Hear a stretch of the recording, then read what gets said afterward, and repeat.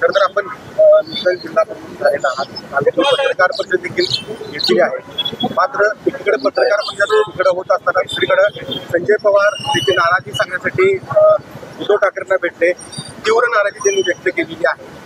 तुमच्या निवडीबाबत नाही पण निवड प्रक्रियेबाबत नाराजी व्यक्त केली आहे. आगामी स्थानिक स्वराज्य संस्थांच्या निवडणुका पाहता संजय पवार गट एकीकडे, रविकिरण इंगवले गट जिल्हा प्रमुख एकीकडे, काय नेमकं आता तुम्हाला तुमची रणनीती असणार? नाही, असं काय होणार नाही. गटातटाचं राजकारण राहणार नाही.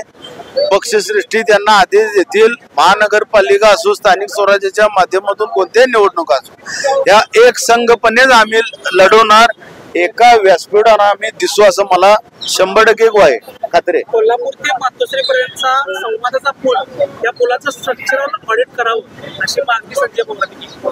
आता हा वरिष्ठांचा विषय नेमका.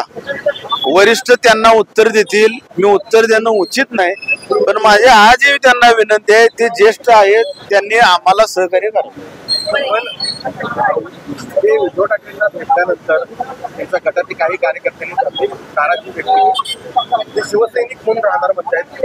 मग कुठेतरी त्यांच्या नेतृत्वाखाली किंवा त्यांच्या आता सिनियर आहेत त्यांच्याखाली काम करणं कसं तुम्हाला तिथं काय त्यांचं बोलणं झालं खरोखर मला माहिती नाही.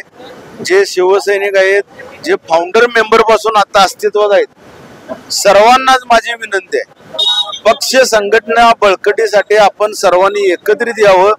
रुसवा फुगवा जो काय असतो, आता मी आज जिल्हा प्रमुख झालो, अगदी प्रामाणिकपणे जातो. मी काय आयुष्यभरासाठी जिल्हा प्रमुख आहे का?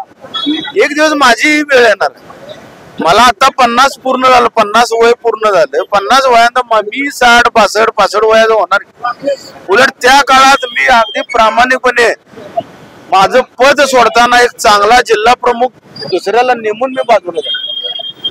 पण पक्षावर गंडांतर येईल असं माझ्याकडून भविष्यात कोणतंही कृत्य होणार नाही. आणि पक्षश्रेष्ठींनी जो माझ्या विश्वास टाकला तो 100% मी सार्थ ठरवेन.